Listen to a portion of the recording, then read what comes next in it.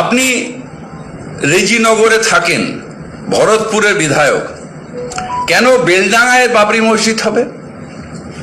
কারণ বেলডাঙ্গা কিছুদিন আগে কমিউনাল সেন্সিটিভ জায়গা ছিল। আমরা হুমায়ুন কবিরকে সাসপেন্ড করছি। হুমায়ুন কবিরকে আমরা সাসপেন্ড করছি দল থেকে। দলের সাথে তার কোনো সম্পর্ক থাকবে না, দলের সাথে তার কোনো সম্পর্ক থাকবে না। ফিয়াদ হাকিমকে আমি নেতাই মানি না। ও কোন পার্টির নেতা, কোন পোস্ট আছে, ফিয়াদ হাকিমকে জিজ্ঞেস করুন। অবশ্যই হচ্ছে। हुमायूं दादा, आपकी ममता जी से मुलाकात हुई, बातचीत हुई है इस मामले पे अभी? नहीं दादा हिंदी में एक बार बता दीजिए, नई पार्टी आप बनाएंगे, आप कह रहे हैं बनाऊंगी, नया बार बोलूंगी आप। सर, हिंदी में नया पार्टी बनाएंगे आप? नया पार्टी बन चुका है, 22 तारीख आने दीजिए, नया पार्टी का लॉन्च कर देगी बहरमपुर टेक्सटाइल मोड़ में। अच्छा, नया पार्टी बन चुका है आपका? हाँ, আজকে যখন আপনাকে ফোন করেছিল তার আগে কি পার্টির তরফ থেকে কোনো ডিসকাশন হয়েছিল কাল রাতে? কিছু আগে আপনাকে কখন নিমন্ত্রণ করেছিল? 3 দিন মুর্শিদাবাদে রয়েছেন, একদিনও তার সঙ্গে দেখা করার সুযোগ হয়েছে কি আপনার? ना तो सर, রাখেননি উনি? दादा आप यहाँ कार्यक्रम में आए थे, क्या यहाँ पे आपको सूचना दी गई कि आप सस्पेंड हो गए हैं पार्टी से? नहीं कोई हाँ। अभी तक कोई सूचना नहीं दिया। मीडिया माध्यम में, आपका माध्यम में। दादा आपको लगता है कि ये जो 6 तारीख का कार्यक्रम था इसके कारण आप पे कार्रवाई हुई है? किसके कारण वो जो कड़ा निर्णय लिया उनको पूछिए ना, मेरे को कुछ नहीं। लेकिन लड़ाई आपको बीजेपी और टीएमसी दोनों के साथ दोनों करेंगे? कोई विरोध करेगी। आज लेकिन पार्टी में आप आए, आपको मंच पे जगह नहीं दी गई। आप आए थे यहाँ ममता बनर्जी से मिलने भी, आपने कहा कि मंच पे बुलाया जगह गया नहीं था आपको।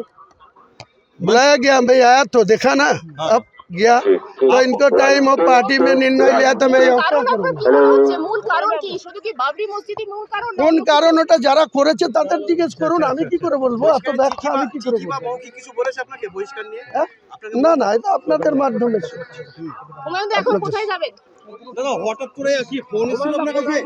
দাদা আমি বহরমপুরে থাকবো। বহরমপুর ফোন করে আপনাকে বললো?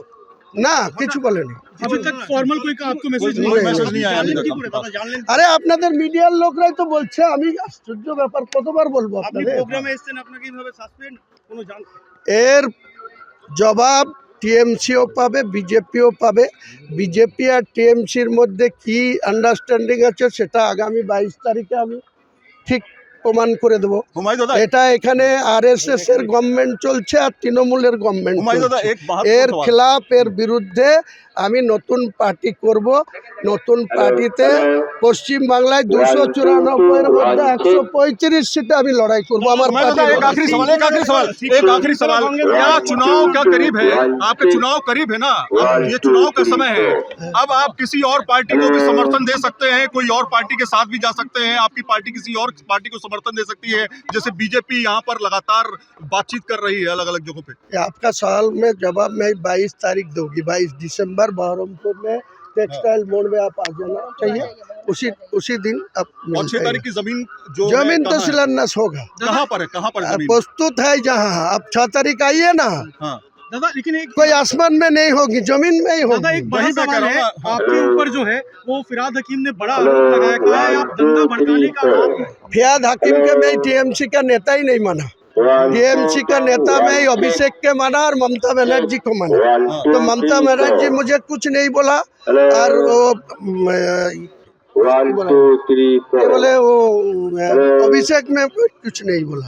तो मैं दूसरा क्या बोल रहा है, बॉबी हाकिम क्या बोल रहा है, क्या निर्णय लिया है, वो मैं जवाब देने का दीदी को कुछ बोलना चाहते हैं, दीदी को कुछ बोलना चाहते हैं, दीदी से कुछ बोलना चाहते हैं, दीदी से कुछ बोलेंगे? कोई मैसेज देना चाहते हैं? नहीं, कुछ नहीं बोला। कोई बात नहीं। আপনি প্রোগ্রামে থাকবেন? বাবরি মসজিদ নিয়ে আজকে সিদ্ধান্ত বলে মনে করছেন? ওটা ওনাদেরকে জিজ্ঞেস করুন, আমি ওনাদেরকে দাদা আপনি প্রোগ্রামে থাকবেন না। প্রোগ্রামে থাকবেন না বলছি, আপনাকে শৃঙ্খলা ভঙ্গের অভিযোগ বলছে আপনার বিরুদ্ধে।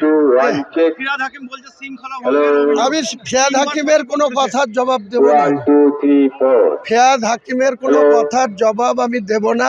ফিয়াদ হাকিমকে আমি নেতাই মানি না। ও কোন পার্টির নেতা, কোন পোস্টে আছে, ফিয়াদ হাকিমকে জিজ্ঞেস করুন। আমি ফিয়াদ হাকিমের কোনো কথার জবাব দেব না। ঠিক আছে? 22টা আসনেই লড়বেন নতুন পার্টি থেকে? 135টা আসনে লড়বো। 135টা বাংলা।